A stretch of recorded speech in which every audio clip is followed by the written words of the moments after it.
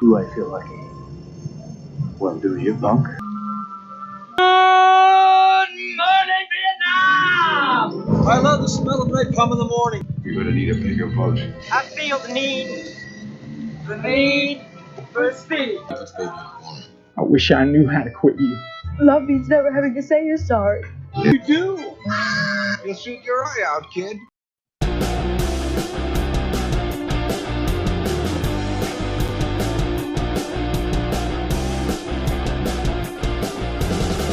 What's up, film fans? Welcome to a new episode. You're listening to the Cine-Men Movie Podcast. I'm your host, Juan. I'm joined by the cast, the crew, the fellas, Zach. Hey, what's going on, everybody? Edward. Hey, what's up, folks? We able to steal Edward from his personal gig now. His I guess we're technically Zach his side piece now. We're his side piece. Yeah, there you go. But we got him this week. Even if Had to bust him out of jail. The whole shebang. I'll send you a personal BK gift card just for joining us today. I'll pay for lunch. But it's nice to see you guys. Hope everybody had a good week. Everybody out there listening in podcast land, this is a brand new episode. If you're watching us, you're watching us live on Facebook Live or Emisawa Productions YouTube channel. So check us out. Zach, we'll start with you. How has your weekend been? How's your week gone? Weekend went pretty good. Well, I don't think we're gonna do recent watches. I went and saw Gran Turismo for the $4 movie Sunday thing, and pretty good movie. Highly recommend it. Overall, week's been doing good, so we're halfway there. Week's been going good. Edward, what about you? Man, it's been work. I am now going through True Blood when I have time with my wife, for that matter. Finished Big Bang Theory and all that, like I think I said the last time I was on. Not many movies, man, to be honest. Last time you joined us, if I'm not mistaken, it was like almost a year ago, right? No, I'm just teasing you. It's about 5-6 weeks. Let's talk about that for a minute. Close to that. We kind of get away from going through and talking some personal things and personal items here on this show. We don't get political. We don't get we sometimes don't bitch, moan, complain. We talk about movies. Zach, we talk about all kinds of things. Football when Craig's here. Let's not forget to take a break once in a while from everything outside of this realm, or Ed's house or Zach's house. You know what, guys? Like, I think it's okay to let both you guys know that if you need a day, no matter who your employer is or who you are, you should take a day. You should call. You should call in. You should take a day and just have a you day. You should completely push everything aside, because, like, at the end of the day, we're all replaceable. Like, these companies look at us like we're a dime a dozen. Like, fuck them. You know what? At the end of the day, nobody's gonna replace you. Nobody's gonna replace your memory. Nobody's gonna replace the thoughts or the feelings around you. Ed, you don't have any kids yet. Zach, you don't have any kids. But, like, who's gonna sit there and take care of them or replace you if something happens to you?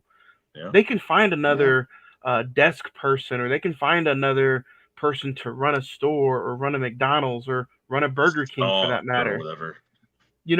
So, like, at the end of the day, you guys, we all should just take care of ourselves, and corporate America should just go blow off and go fuck themselves in the ass, because fuck them. That's why, All right. Rant, power of the day speech. Here we go. Because they're not gonna take care of you if something happens to you. No. Yeah, today was my first off day in 17 days. Yeah. Jesus. Like, why is that? Why do you not get a day off in 17 days? Why can they not find somebody else to run that place or run whatever it is that you do? Fuck them. Training underlings that, Yeah, because there's that don't want to be there. Yeah, there's no such thing as that. No, that are not because it would be really. technologically coherent. They should have somebody who sits behind a fucking desk and come and sit and watch your whatever the fuck you do for 8 hours while you take at least a day off. No Yep. day off in 17 days? Like, this isn't like 1930s or something anymore. You know what? What if you have a mental breakdown? Are they gonna fucking pay for your suicide attempt? Are they gonna pay for your fucking overdose? Are they gonna pay for your going to rehab because you're addicted to fucking alcohol? Fuck no, they're not. No days off in 17 days. It's not the longest anybody's ever been, but yeah. Fuck them, that's why. And if you guys want to know where you can find us to listen to any more of our special rants, it's right here, facebook.com/the Cine-Men Movie Podcast. The Instagram is all one word, the Cine-Men Movie Podcast. You can find us on X, formerly known as the Twitter, at Cine-Men405. Or you can email us if you want to slide into the DMs and listen to more rants, raves, and bitching, and moaning, complaining. CINEMEN921@gmail.com. Get in there. Man, who got under get your more collar, thoughts and bro? opinions. I was about to say, damn, has it been like this, or? It's bullshit, is what it is. I mean, you're not wrong. Yeah. You're not wrong. Especially if they only want to take care of the people who sit behind the desks. Let's get into Zach. We're not doing some recent watches. But you went and saw Gran Turismo. Ed, you went and you've been double downing and double dipping on some fantastic TV shows. I applaud you, you're good sir. I want to talk about The Flash for just a minute because you guys were on that episode. I did not get to be on that episode, but I finally watched The Flash, and you know what? I thought it was okay. I was a little disappointed. It was completely all over the place. It felt like 3 different movies in one, but it was just completely. It was like a backfire. It was misfired, honestly. Like even Michael Keaton and the Batman from 1989 couldn't save it. I feel. I don't know. I feel like they just tried to make it too funny, and it was all over the place. The CGI was horrible, but you know what? I feel like for everybody pointing at the CGI, I feel like what if it was just that's what it was meant to be? What if it was supposed to look like a video game? You know what I mean? Right.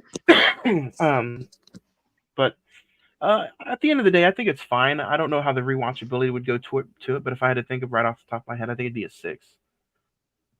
That's fair. That's fair. It's the farther we get away from that movie, the farther it's just like it's memorable. You know, it's fine. It really does fit in that category of it's not terrible, it's not great. It's just it is what it is. And if people are using the Spider-Man No Way Home saga to get, you know, Toby Maguire and Andrew Garfield, they had their feelings. Like I feel like this is the same with this movie. Like I felt really good when you saw Nicolas Cage or when you saw Christopher Reeves. Right. And even though he wasn't in the bat suit, like at the end of the day, I thought George Clooney and there was pretty badass. Yeah. So, and the fact that they filmed that like 6 months before the movie came out and no one knew about it was, you know, it was genius on Warner Brothers. At least they kept that a secret for that 6 months. So yeah. And it was good to see Ben Affleck one last time as Batman, which I think they've already said that. Yeah, I think they already said that they cut his scenes out of Aquaman 2. So I'm just like, I think that's it for him. So it sucks, but it is what it is. Yeah, they also cut the Michael Keaton scenes out of Aquaman 2. Yeah. So does anyone care about Aquaman? Is that even still coming out? Part of me thinks that got pushed to next year, like Dune Part 2, which pisses me off. It's probably going to get pushed back. Here, you had a rant this early in the episode. Let me have my rant. So let me hear it. Why do you think Dune is getting pushed back? It's done. It's completed. It's getting pushed back because they want the actors to go promote the film. But here's the thing: if people, you remember, this was like a year and a half into COVID. People went and saw Dune Part 1. It was packed when I went and saw it in IMAX. people are not going to care that they're doing publicity for this movie. If they went and saw part 1, they're going to go see part 2. I'm excited for it. Craig's excited for it. You're excited for it. I'm sure Ed's excited for it. So, I mean, no one watches those interviews. I'll catch them maybe if they're on YouTube or whatever, but that's not going to stop people from going to see the movie. If Dune Part 1 was such a huge moneymaker, those same people are going to go see part 2. So why are we pushing it to March of next year? I think it's because the actors are contractually obligated to do those. I think they get paid for that. So if they're not getting paid to do that, that's probably why they're pushing the movie out. But if they already got paid to do the movie, then I would think you get paid more to do the movie than actually doing the interviews. I agree with you, though. I think the movie should get pushed out, but I don't think it's going to. What do we do if it's April of next year and this still isn't resolved? I don't know, because I put in our text message that Dune Part 2 took Godzilla versus Kong 2's release dates, and that got pushed to April of next year. So this is the new thing of if we can't get actors to do our stuff, or we can't get them to promote it, then we're just going to push it back. Because I'm looking at Regal right now. The Nun 2 tickets are supposed to be on sale. Those aren't on sale. The Haunting in Venice is not on sale. We're getting to the nitty gritty on these movies supposed to be released, and unfortunately, we're probably gonna start having more pushbacks. Unfortunately, at the end of the day, you know who wins? Physical media wins. Yeah, that's true. Let's get into the top 5.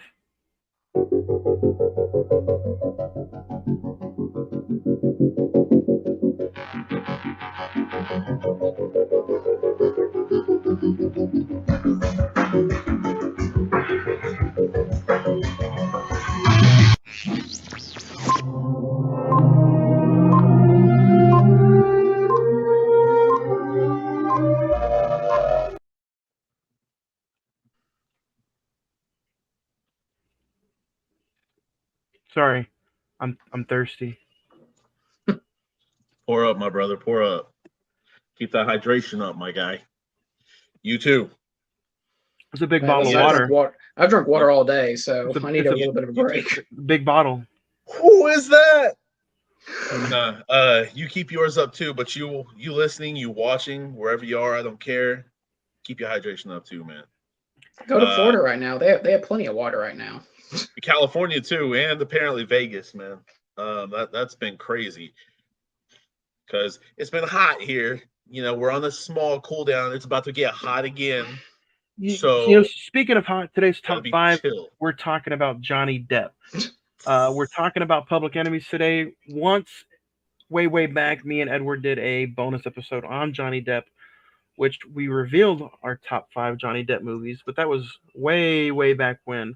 So we're going to revisit part 2 and talk our top 5 Johnny Depp movies right here with Zach and Edward. I'll rapid fire through my honorable mentions. The Rum Diaries and Sleepy Hollow. Nice. Anybody else? No. Go ahead. Of course not. Zach, let's start off with you. Number 5. Damn. Feeling cranky today. Number 5 is the only Tim Burton movie I have on my list that he did, Sweeney Todd and the Demon Barber of Fleet Street.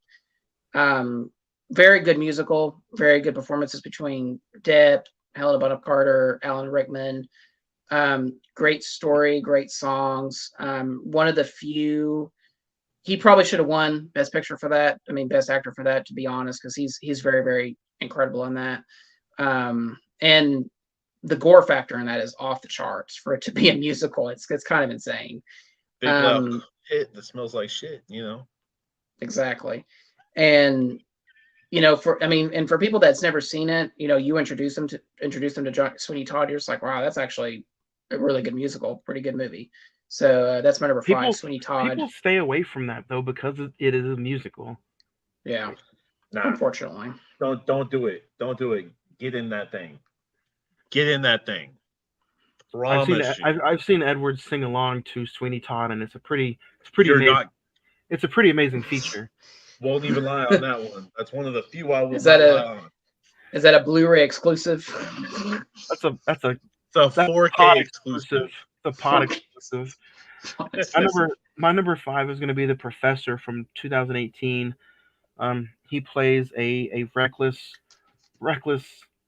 terminal ill professor, and it's a pretty fun sight to see. It's a movie that not a lot of people got to see. It wasn't really big in the theaters, but it stars Odessa Young is in it, Johnny Depp's in it. Go out of your way to find this. It's streaming for free on the Roku channel. So if you're a Johnny Depp fan, go check this out. It's one of his latest movies. Highly recommend it. It's number 5 for me. So Edward, what about number 5 for you? Man, I'm gonna go back for number 5. Not way back, but just a little back. Secret Window. I think that one does not get talked about that much because literally, like, the suspensefulness, the creepiness, and just the story itself was. I think I watched that for the first time when I was like 15 or 16, a couple years after it came out, and dude, fell in love with it. And I mean, honestly, like, John Turturro's in it. Yeah, if you have not seen Secret Window, it drags a little. It does I not. will admit. You drag. I wish. But the story is damn good, man. Like, you cannot go wrong with that story. It's just full of goodness, man. Full of goodness. Speaking of goodness, Zach, what's number 4 for you?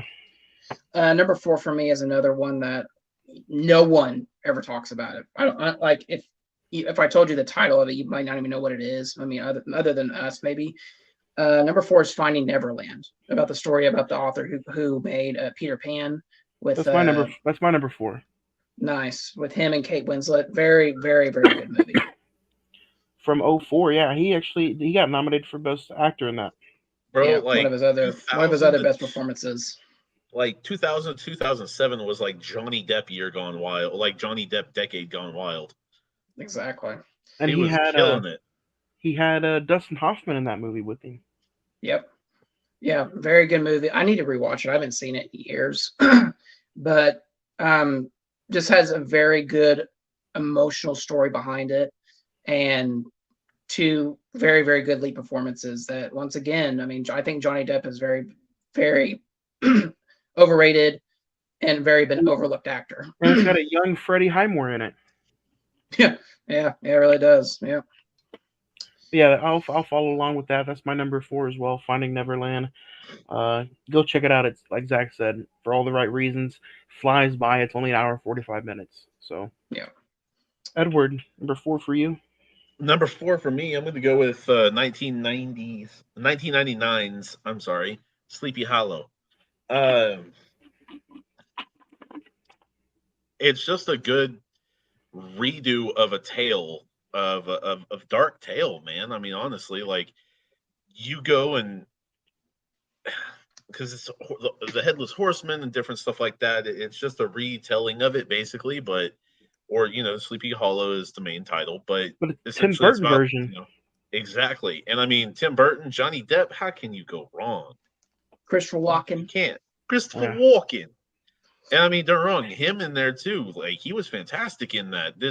It's almost watching he was headless though. Yeah. Not all the time, but yes, yes. He got head here and there. But yeah, man, those 3, like, I don't know. It's got good chemical makeup in there. It really does. Chemical. I don't know about chemicals, Edward, but it's definitely near that time of year, so I'm definitely gonna be giving that a watch real soon. Zach, what about you? Edward's talking about head and all. What do you number 3? He got his head back eventually. Number 3 is the other side of the coin of Public Enemies, his other gangster flick, Black Mass from 2014, where he plays Whitey Bulger. Again, overlooked that year. I really think he should have got a lot of praise for that movie. Kevin Bacon, Benedict Cumberbatch, Joel Edgerton. Very, very, just a very overall good gangster flick. Saw that in the theater, and I was just really blown away by it. So if you haven't seen that one as well, go check that one out as well. So Number 3 for me, Donnie Brasco from 1997. He plays an undercover agent, and he's after Al Pacino. They develop a relationship. Michael Madsen is also in it. This is another one of his movies that's like, the older it gets, the more it gets forgotten about. But for all you streamers out there, go check it out. It's on Netflix. And, if you want to Netflix it up, go see Johnny Depp at his best when he's next to Mr. Pacino. That's my number 3. Yeah. Edward, what's number 3 for you? Number 3 for me might get a little bit of crap because people will be like, "Why the hell are you putting this?" But From Hell, 2001 retelling again, basically about Jack the Ripper, and what happened in Whitechapel District at that time. Personally, for some stupid reason, that's one of my favorite serial killer stories to delve into. Not many people back then, had what we have now, at all. So it was hard to know exactly who that was. And there's still speculation to this day. And those happened. Jack the Ripper is. Well, they think it might have been a Polish barber. Oh, okay. But Sweeney Todd? anyways, no. It back in what, the 1880s, like 87 to 89 or 85 to 88, somewhere around there. But yeah, that's one of my favorite serial killer stories to delve into and kind of understand what happened to the poor women. Yeah. So yeah, this is kind of, like I said, a different take or a retelling of the story of Jack the Ripper from Hell. Zach, are you next? Yeah. Number 2. Number 2 is easy. We talked about it this summer. Go check it out for the 20th anniversary. Pirates of the Caribbean, Curse of the Black Pearl, Parlay. Yeah, we did a whole episode this summer for the 20th anniversary. Go listen to our full thoughts on it. Excuse me. Good. And Johnny's dying over there, so. Bullshit. I'm just coughing up some bullshit. No. Number 2 for me is a tie. Excuse me? Edward Scissorhands. Hey, and Blow. Oh. Excuse me? Yeah, Edward and Blow. Yeah, I've been waiting all day to say that on the show. I have been. Yes, sir. Edward Scissorhands is just fun for me. It's one of the first movies I grew up watching with Johnny Depp from 1990. If you have not seen it, highly recommend it. And then Blow from 2001 with Penelope Cruz, Johnny Depp. It's in the title. You can go watch it for free on Tubi. If you want to go see some really good performances, the late great Alan Arkin passed away earlier this year. He's in Edward Scissorhands. Go check him out in that. And then, like I said, Penelope Cruz and Johnny Depp just tear it up in Blow. So those are my number 2s. Edward? Yeah, Blow's a good movie. My number 2, I am going to go ahead and go back to 1984. It is not his movie, however, it was his first movie, A Nightmare on Elm Street. This is where we got to see the young little Johnny Depp. Still didn't know what he wanted to do exactly. Still didn't understand if he was fit for the acting gig. But he had a wet dream in that movie. It was a very sticky dream. It's a very bloody dream. He literally came out all over the bedroom. So, yeah, it was kind of a crazy thing, man. But yeah, Nightmare on Elm Street, 1984, Johnny Depp's debut feature film. So yeah. Zachary, number 1. Probably no surprise. We're talking about today, Public Enemies. So we'll talk about it here in a little bit. Like Elliot Ness. Number 1 for me. Anybody want to take a guess? I'm going to say a 2003 film. No. 1993's What's Eating Gilbert Grape. Of course. Starring Johnny Depp, Leo, Juliette Lewis. This movie is just Could have drowned it. it's good. It's emotional. You got a perfect cast. The chemistry between Johnny Depp and Leo were fantastic. The performances between them two were fantastic. Yeah, Leo and Johnny Depp. What's Eating Gilbert Grape from '93. I think this is the first movie, honestly, that I would probably pick where Johnny Depp really just blown through and showed you what kind of stuff he can do, in as far as like a serious acting role. Actor. Yeah, that's true. So that movie's too damn depressing, though. It is really depressing.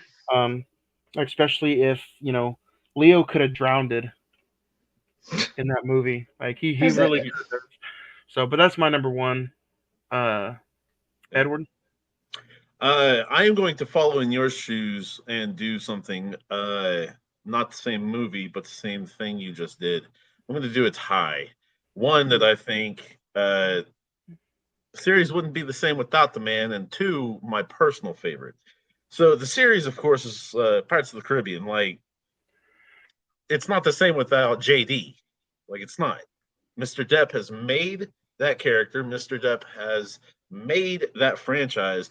You can take Keira Knightley. You can take Orlando Bloom. You can take Geoffrey Rush. You can take Geoffrey Rush. You can take all of them out. But there's still only one Captain Jack Sparrow. And he's still in there, I promise you, somewhere. Now, the other one, my personal favorite, I sing along to it. Demon Barber of Fleet Street, Sweeney Todd. He's going to cut your head off, make you into a mince pie, and serve them to your children. Go fuck yourself. Are you gonna bless the listener with some of your Sweeney Todd music skills? No, man. What we're doing today. If you guys want to share your top 5 Johnny Depp movies, by all means, send us some social media messages: Facebook, Instagram, X, email. Hit us up, and we will share them on the show next week. But what we're talking about today is Public Enemies. IMDb has a current score of 7 out of 10. Rotten Tomatoes is at 68%. The Metascore is at 70%. And then the Google users like it at 76%. With a budget of around $90 million, it grossed a little over $214 million at the box office with a release date of July 1st, 2009. Man, Star Christian Bale, Johnny Depp, Jason Clarke, Stephen Graham, Stephen Dorff, Carey Mulligan, Giovanni Ribisi, Marion Cotillard. Yeah, she's like way down deep in the cast. You also have a young Channing Tatum in there, directed by Michael Mann. Channing Tatum. The feds try to take down notorious American gangsters John Dillinger, Babyface Nelson, and Pretty Boy Floyd during a booming crime wave in the 1930s. Zach, you have been in my ear for the last 4 years wanting this movie. You wanted to been talking about it for a long time. I have this is funny. I have 2 different posters of this movie. That's how close we got to doing this movie with 2 of our different logos. So that's how close we were to doing this movie 2 different times. But we're doing it today. I have it in 2 different notebooks. My new notebook and the one that I first started with. So we're doing it today. Do you remember your first time viewing? Did you check this out in the theaters? And what was it like revisiting it for this episode? Yeah. So disappointingly enough, I did not see this in the theater, which I kick myself and kill myself if I could go back in time and do that. Oh my God. I did. The first time I saw it was actually through the Blockbuster mailing service where you got the discs in the mail and everything. That's how I watched it for the first time. And I was just really into it. Love the story, love the setting. And since then it's become just, when we did our top 5 plus 5 favorite movies of all time, it there for a second it was going to slip, but after the rewatch it got up to number 3. So it's definitely a treasured film for me. What about you guys? Edward, what about you? Did you check this out in the theaters? You remember the first time you watched it? I would say probably within the next year of it being out on physical copy. Uh, yeah, I thought it was pretty cool. You know, Elliot Ness, John Dillinger, different people, but you know, stories that were just amazing about those, whether you were on one side or the other of the law. Um, that's yeah, because John Dillinger is up there with the likes of like Bonnie and Clyde, you know, Yeah. Jesse James, different Yeah. guys or different people, different women like that are those outlaws or those gangster types, and you know, such as this, that are just those legends. Yeah. So when you get to hear or get to see a story told like this, and especially of his catching, ooh, and by none other than the great Elliot Ness and his team, that's amazing right there. Just the real life was a story in itself, but yeah, man. I remember the first time I watched this. I think it was through Blockbuster's Balzac. I think I rented it when they had their little 5 movies for $5 thing for 5 days right before they went out of business. Um, and yeah, I think I rented it on Blu-ray. It was one of my first Blu-rays I've ever rented or seen, and played it on the old PS3. It was pretty fun movie. I've always been really into gangster flicks. Still am today. I'll go check out anything. I even bought Gangster Squad, if that tells you something. Um, Yeah. but no, I enjoyed it this time around. There's a lot of stuff I caught this time, and it flew by for a 2 hour and 20 minute movie. Yeah. It does. And I think Michael Mann, we haven't, I don't think we've ever really talked about him. I know this is not his most popular film. I know probably Heat takes that slot in his filmography. But he knows how to shoot a movie. He knows he has incredible cinematographers, and he puts you right in the setting. Like, we open up with the title card, 1933. It's like 3 years into the Great Depression. John Dillinger, Babyface Nelson are out robbing banks, and we open it up with the Prison Break.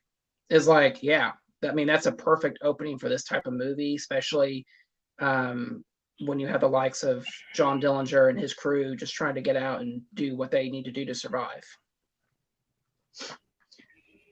And I learned on the bonus features that everywhere they try to do it as real as possible, and they even shot on location where the actual break-ins and breakouts happened. So That's the part that I loved about this, man, is like Yeah. the coordination and the choreography of it was so near to realism that it wasn't even Mhm. funny. I mean, you know, if you that's not the greatest, but that's kind of a picture right there of the real John Dillinger. Mhm. And I mean, there's not that much difference of a look, but From like they made him look pretty dang good. close, yeah. You know, and it's not it's not perfect, but at the same time, like, dang. But yeah, you know, not only that, but it's the red dress on the woman. That scene, that detail in the scene being in real life as well, because red was such a popped and standout color that it wasn't funny, and not many people wore just red.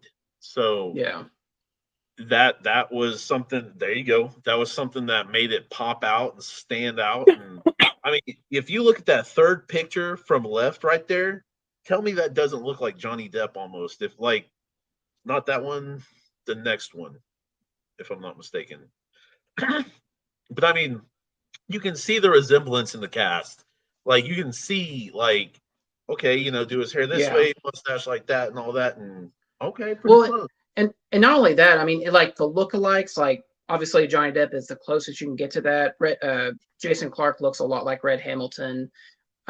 Stephen Graham looks a lot like Babyface Nelson. I'm glad that they got actors that, you know, if you're gonna like redo this time, this is this is as close as we can get to And I mean, those real life people Johnny Depp is kind of the Hollywooded image version of of it. it.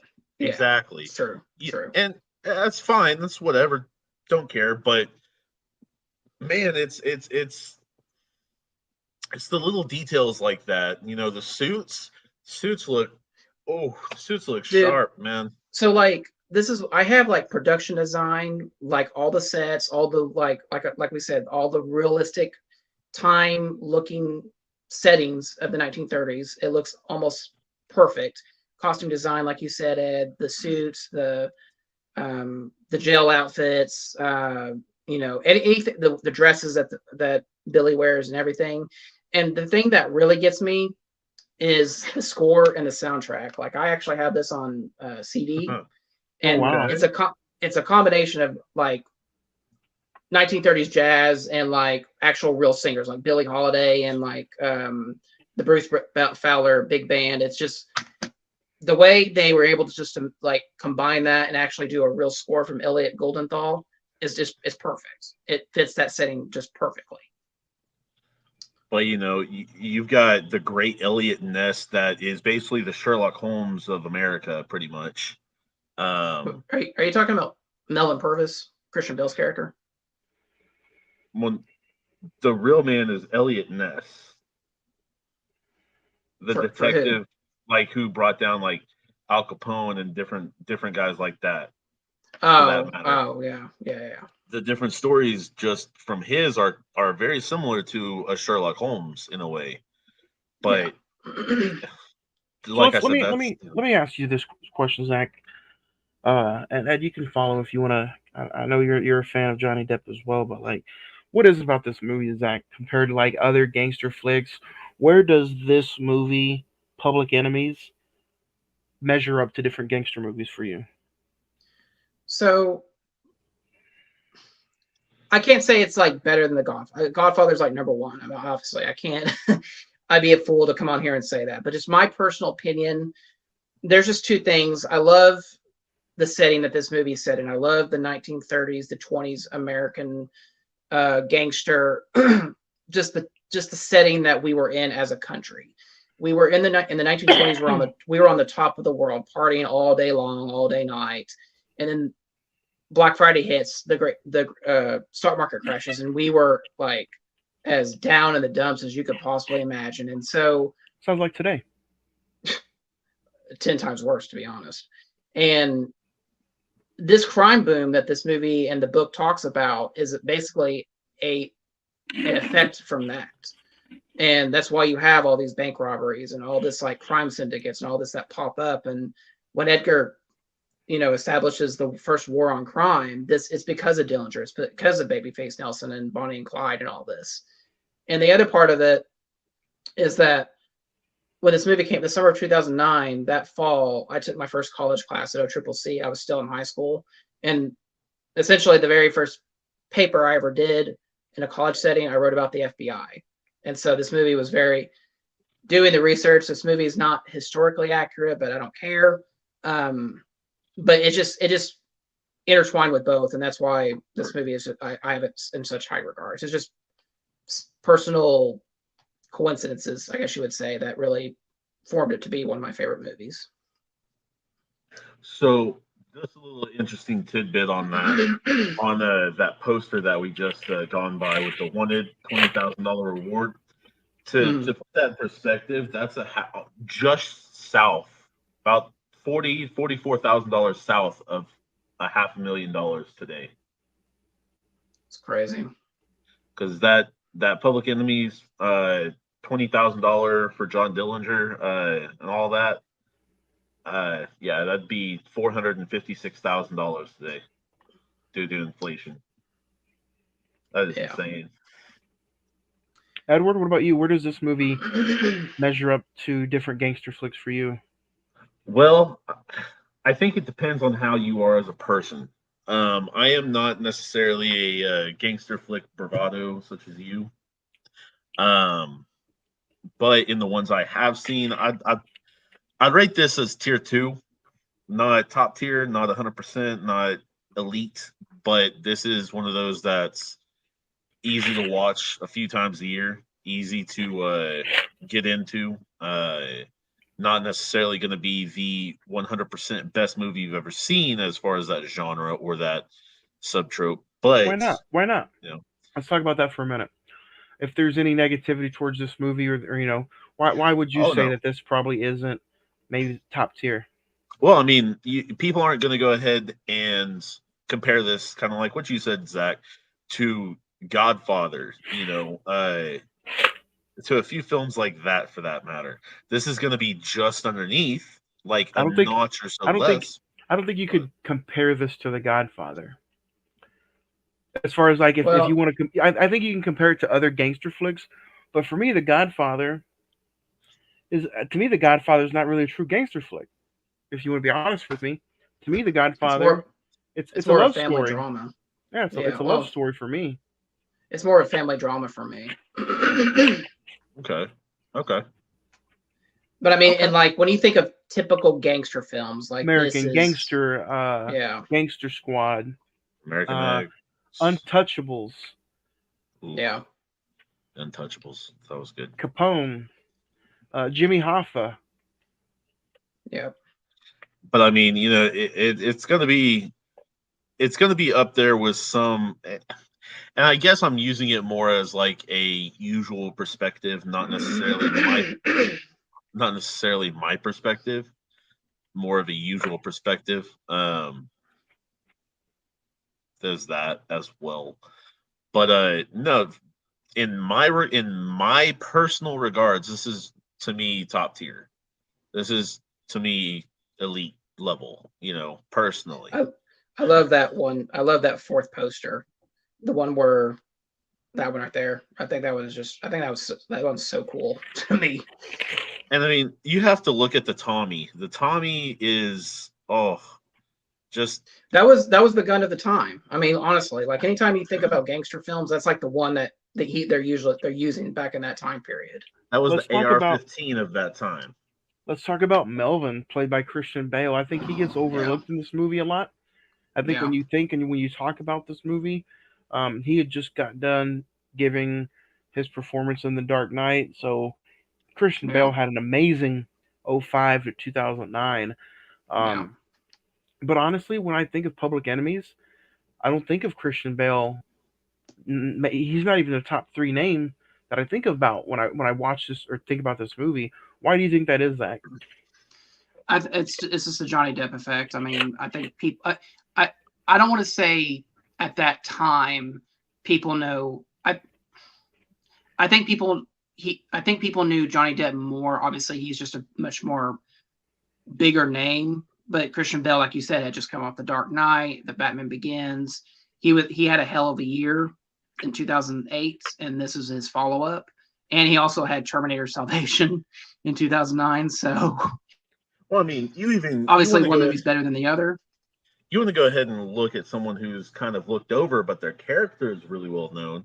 You look at Channing Tatum, Pretty Boy Floyd. How many times have you heard that name? I have Yeah, but several. like that, But but Channing Tatum, he's just he's only like a 5 minute scene though. Like he's a no, yeah, cameo in today's standards yeah. in that scene. But I would have liked, if he was going to roll with this gang, I think he would have been a perfect cast for his crew. Or even Stephen Graham with Babyface Nelson. I mean, they're Hmm. wrong.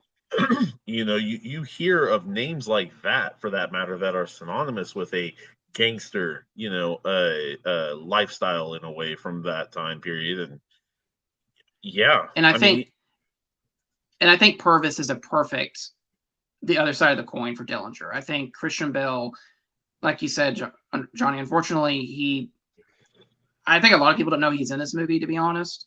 But I think he gives the same exact performance as Depp, just as a man of the law, and the Dillinger as the face of crime, essentially. And amazing, in a 2 hour and 20 minute movie, they only have one scene together in the entire scene when he gets arrested, and they say he's just talking about the agent that got killed, and he said, "It's the eyes, isn't it?" He just, they just, next thing you know, they're gone. And it's It's crazy. just, You get Billy Crudup in this movie as well. yeah, You even have Stephen Lang is in this movie. yeah, You kind of forget how many names that you know are today in are this. actually in this movie. Um, let's talk about Billy Marion Cotillard. I think she had just won an Oscar the year prior, so I think this is her like follow up to this. I think she's good in this movie. What'd she win it for? I think it was a French film or something like that. Oh, I okay. don't Never know mind. the exact You're good. title, but I think she's very good in this. I just think that maybe if you had gotten a well-known actress, at whoever's popular at the time, to fill Billy's shoes, I'm not going to say it would have helped the movie, but I think it would have definitely. I think she was perfect. No, I'm saying I'm like I said, I think she's really good in this movie, but I just think people don't know who she is, and so if you had gotten someone like, I don't know. I think it was important to get somebody who wasn't that well of known, just because I don't think you wanted her to steal any kind of thunder from Johnny Depp scenes. That's true. Yeah, I would agree with that. Johnny Depp in this movie with her had to be an overwhelming person, because of not only was the gangster, I don't want to use the word intimidating. I'll use the word intimidating. Like, yeah, Johnny Depp as an actor to her is intimidating, but you also needed somebody to fit that role as a character too. So I think it was important for him to be the more well known. I don't think this movie would have worked if you put maybe like a Kate Winslet in there. That's who I was going to bring up as Kate Winslet as Billy. I think that could have worked, but like you said, I think it would have taken away from Johnny Depp's moments in the movie. I had this written down. I want you guys were kind of in the same high school years as I was. Why were American gangsters brought up so much throughout American history class? Like, why was it important for us to learn about these real life individuals when we could have been learning about other shit? I think a lot of it was during Prohibition, and that's why a lot of that gone ahead and gone down, just because that was that from the 20s to the mid 30s or something like that. This movie was based from 1933 to 1936. Yeah. Well, no, I'm saying Prohibition was in the 20s. Prohibition was still in effect during that time. Of course. Yeah. So a lot of people, that's where your shiners come from. That's where, heck, NASCAR even came from, for that matter. That's where you've got a lot of different guys who kind of made their own wealth from illegal booze, essentially, or what do they whisper? Or speakeasies. Speakeasies. And we even have some plays on speakeasies, for that matter, as far as like bars that are secrets and stuff like that, but not any that you can't go and drink just like you can at a regular wherever else. Right. Well, and it was a huge part. Plus other epidemic. Well, I'm sorry. No, go ahead. Plus the other pandemic that happened. So. Well, and the other thing is like, this movie does such a good job on focusing on the Dillinger gang, but they don't bring up, other than Babyface Nelson and Pretty Boy Floyd, they don't bring up Bonnie and Clyde. They don't bring up Al Capone. They make a mention to Al Capone, but they don't cut to him as a character in this movie, which I appreciated. They stay focused on our set of characters, but they acknowledge that there are other crime syndicates, other crime figures going on. That's what's going on at this time in America. So, or wasn't John Gotti mentioned as well? Or no, Gotti was like in the 70s or 80s. Yeah, Gotti was way ahead of his time. Yeah. So what do you guys think about the one of the things I love about this movie is it's focus on time.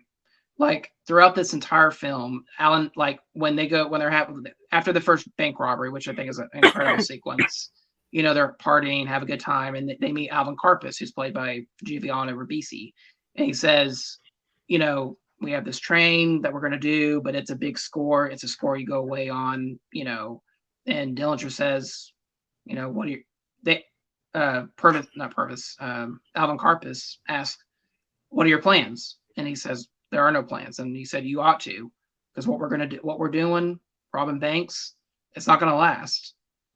And that is a theme throughout this entire film.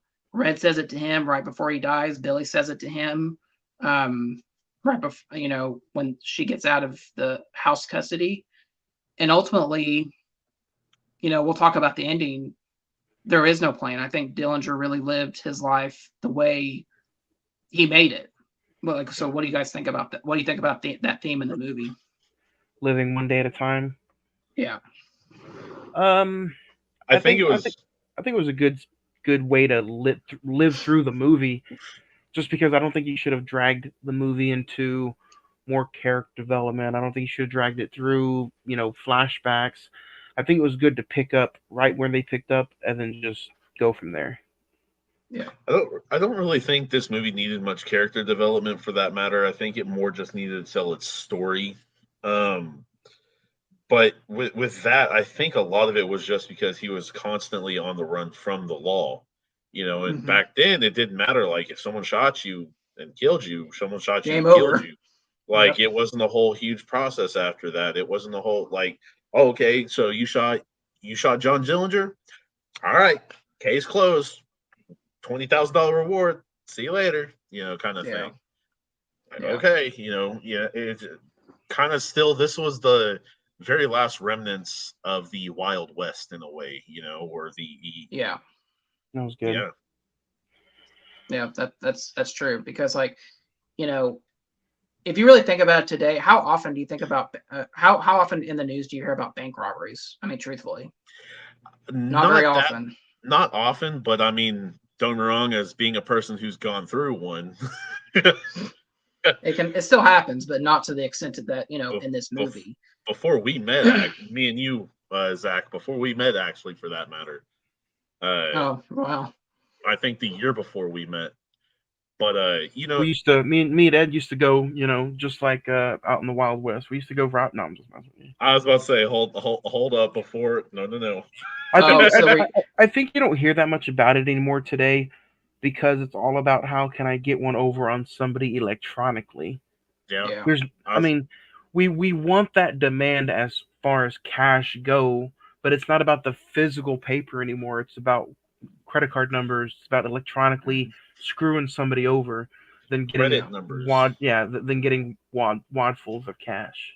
Because I mean, don't wrong. You type in if you know how to do it and all that. You type it in. After that, it's did you get traced? Did you and all that? It's like and that's why so many people today that is kind of the new gangster in a way is these honestly keyboard warriors. I mean, it's not necessarily like. I'm not saying like, oh, I'm gonna come to your house and it's not like that, but oh my god, hackers. It's so much easier to access someone's personal identity than it is to actually go to their bank and rob them. Let's talk about this now. Going back towards the film, this is 2009. This movie's 15 years old next year. Yeah. 15 years old next year. So what would you think? Why are these old school gangster flicks kind of getting phased out of Hollywood? Or if they're made in today's era, I mean, you could certainly go back to Gotti with John Travolta or Capone with Tom Hardy. They're not made very good. Why do you think that is? Like, do you think there's just not a high demand? You think people are forgetting about these characters? I don't I don't want to say that they're being forgotten. I think what you have to realize is that during this time, actually the era that this movie is set, there were so many gangster films. I mean, from James Cagney, Bogart, all these different variations of them. But they were good. They were good. They're very good.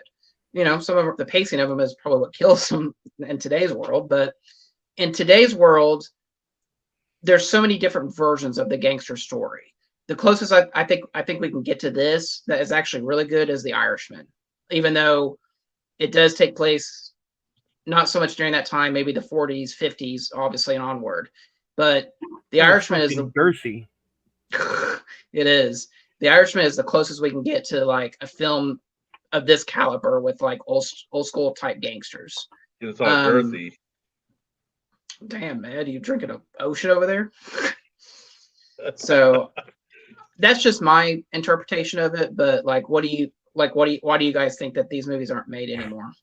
I think they're just not a high demand. I think people in today's film era, today's genre, I think it's all about big blockbuster CGI films. I don't think people are interested in going and watching a 2 hour movie about a gangster from the 30s anymore.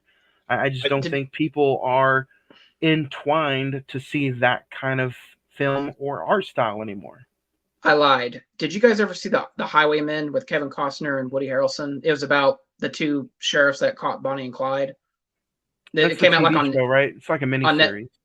No, I think it was a movie. It was a movie on Netflix that came out like 2 or 3 years ago. If That I one was can't, pretty good. if I can't feel it, touch it, squeeze it, or smell it, I kind of don't pick it up. Or lick it. Yeah.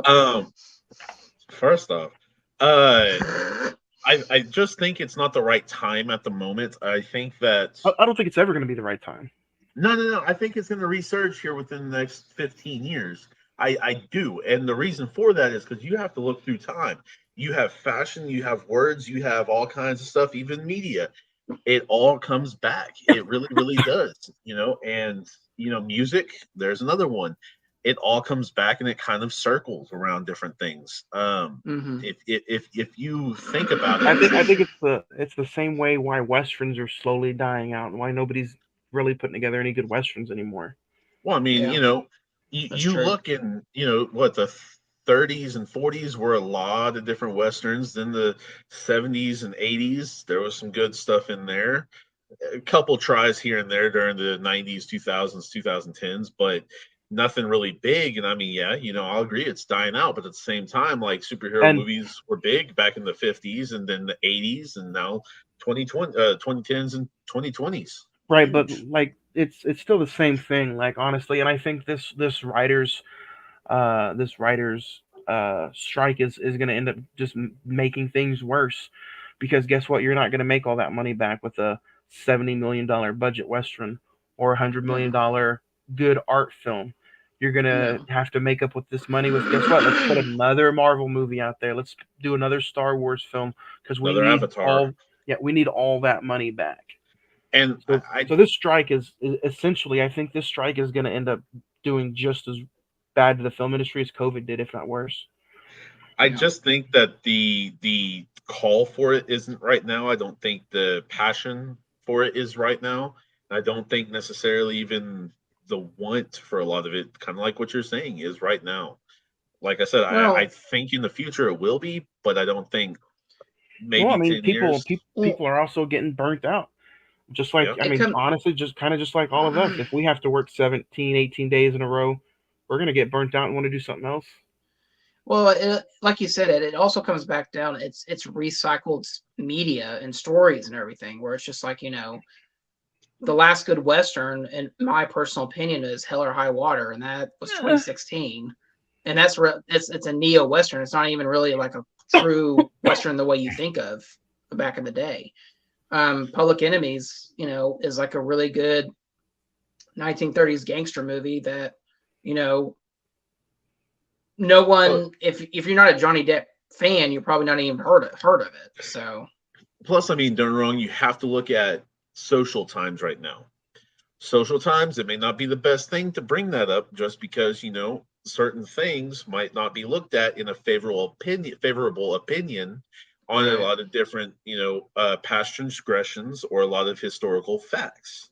Mhm. And, it could be looked at in a very bad light.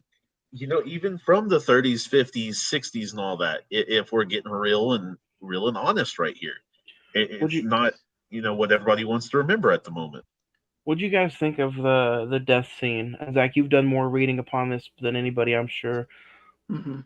Death scene to John Dillinger, was that true? Getting shot after seeing a movie? Everything in that. There's a couple of things I want to talk about before we get out of here. That scene, Michael Mann. I've listened to the commentary several times. That is almost historically accurate as they could get it down to. He did go see a movie right before his death. The movie was Manhattan Melodrama. I actually watched it yesterday just to prepare. I rented it for like $1.99 on Apple TV. I just wanted to see like what this movie was, and essentially it's a That is pure passion, people. Okay, like Yeah. this motherfucker literally gone and seen John Dillinger's last movie just to understand what he was watching before he gone and died. Yeah. Did they hear that? Like, yeah, that's sorry. Proceed, Mike. Sure. No, the story is essentially about two childhood friends. One ends up as a governor, and one ends up as a bookie, a criminal. And Clark Gable's character is very much a John Dillinger lookalike, a figure of that time period.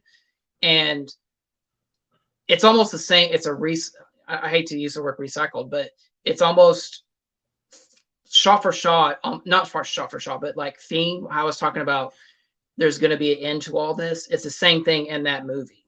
And also, the scene where he says, die the way you live, don't drag it out, end it the way it's supposed to be. Living like that is not how it's supposed to be. That's exactly what Dillinger heard before he walked out of the theater and got killed by the FBI. And that's crazy. The way they choreographed that was when Dillinger gets shot, Johnny Depp's face lands on the exact pavement and his eyes are looking at what Dillinger was looking at when he died. That's as historically accurate. So, and it's also, when you think about, if you're in Dillinger's shoes and you're thinking what he thinks, how are you processing that? Do you want to live your life out with Billy and love her and go away to some far country, or are you just going to go out the way you lived? That's just psychologically, it's a very interesting question. Live fast, die young. And then the ending scene with Billy and Stephen Lang's character, he told her what Dillinger's last words were. Yeah, bye bye Blackbird, which is, I think, a perfect summary, and I think it summarizes the movie perfectly, honestly. And something else I wanted to... You don't get the title card until the very end credit scene. Yeah, at the end credits, yeah. And something else I want to mention, and if you guys have any other thoughts before we go to favorite scenes, you can. I've listened to this movie, like the way where I sit, I kind of have it on my phone on the back of my desk. I've listened to this movie. The sound design in this is so incredible. Ed, I'm sure you would appreciate. Anytime when there's a shootout with at the bank robberies, there's no score, there's no other music going on.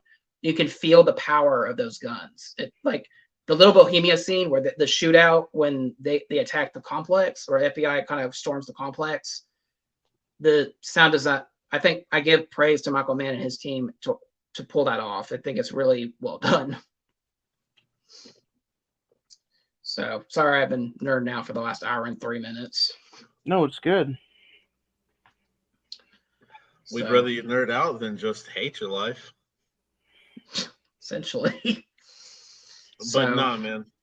Yeah, this film right here is just it's crazy how accurately detailed they tried to be, Yeah. Yeah. And just to give you guys, like you said, Ed, dedication, like I said, I have the soundtrack, physical soundtrack. Johnny, this was my very first Blu-ray that still has the slip over cover. Oh, nice. And the stickers on it. I know, and I actually got the book. So Zach, if it came out does it have a 4K release yet? No, I'm waiting on it. I thought it would have like a 4K steelbook by now, but when it happens, don't worry. Johnny treats his DVDs and Blu-rays and 4Ks like Leo treats women. Once there's a better version, you're dumped. Hey, that's okay. You know what? Greatness likes greatness, okay? So you got to upgrade every 15,000 miles, right? Hey, Skull of Rock's getting a 4K here in a couple weeks, so. Let's talk about favorite scenes. Ed, we'll go with you. Do you have a favorite scene or two? I would say the cabin scene where they're all kind of talking and chaos just erupts for a bit. That one was, I felt it was powerful. Where Babyface eventually they all get wasted. Mm-hmm. Yeah, because it kind of it kind of just shows you like, okay, no one's safe. Like, holy shit, this guy just got here. This guy just got here and he's gone. Exactly. Okay, but nah, man.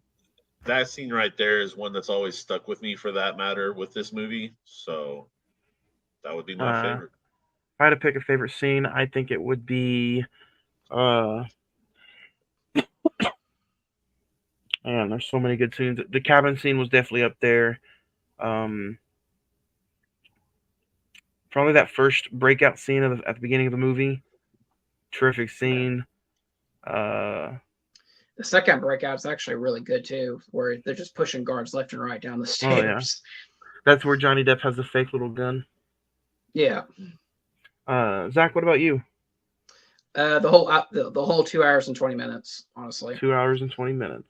So I really thought I could pick one, but I mean, honestly, if I had to pick a character moment, it would be in the soundtrack it's called Love in the Dunes, where it's just Billy and Dillinger, and they're just talking about, I have this plan. Carpus has his plan. If I do this, we can go away.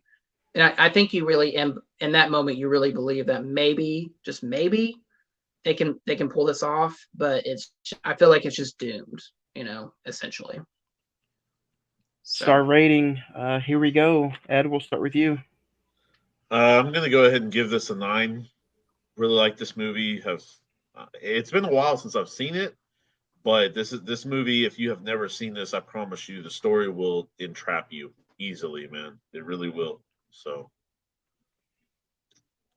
I'm gonna give this movie an 8. I've really enjoyed it. Gangster flicks are one of my favorite types of film. The performances by Johnny Depp, Christian Bale are fun, are amazing. There's just some scenes to me that feel like it's a 2 hour and 20-minute movies. At a few times, it does feel a little lengthy. But like I said, it's been a minute, so I don't know how the rewatchability would live up to this for me. But an 8's still a really good score. Go check this out if you haven't seen it. I give it an 8. Zach? 1.5 out of 10. No. No, I'm gonna give this a 10. It's like I said. No, it's a 10 one for of your me. favorite movies. Like I said, it's one of my favorite movies. I literally cannot find nothing wrong with this movie, truthfully. Great performances. I love the setting. Great action set pieces. Good theme throughout the film. And I'm gonna get some hate for it, but I think it's Michael Mann's best movie. Did you guys see the Ferrari trailer that's coming out for Christmas? That's his next movie with Adam Driver and Penelope Cruz. I think that one looks pretty good. Is this Ford versus Ferrari 2? No, it's all about Ferrari, like the maker of Ferrari, essentially. So. Oh, okay. Adam Driver? Enzo Ferrari. Yeah. Anything with Adam Driver in it is going to be good. That's exactly. So yeah, but today's episode, Public Enemy's 10 out of 10. One of my favorite films. So glad we finally got to talk about it after 4 years later. If you guys have not seen this movie, go check it out. Let us know what your thoughts are. We will get to the email bag eventually in the next few episodes. But guys, we got some fun movies that we're going to be talking about soon, including next week. Next week, we are talking about No Hard Feelings, starring Jennifer Lawrence. In a movie that honestly kind of went under the radar for me. If Zach didn't bring it up, I don't think I really would have had the urge to hurry up and watch it. Yeah. Excuse me. So I'm interested in seeing it. Actually, I'm going to probably see it in the next few hours or tomorrow. Yeah, I'm excited to rewatch it. I saw it in the theater this summer, so I'm excited about the rewatchability. And then in 2 weeks, on September 13th, the 30th anniversary of Batman Mask of the Phantasm, which ironically falls on our 5th year anniversary. There you go. So Cinco de años. Johnny's dying over there, guys. But after that, our last 2 episodes of the month of September, School of Rock, the 20th anniversary of School of Rock, so that'll be a fun episode.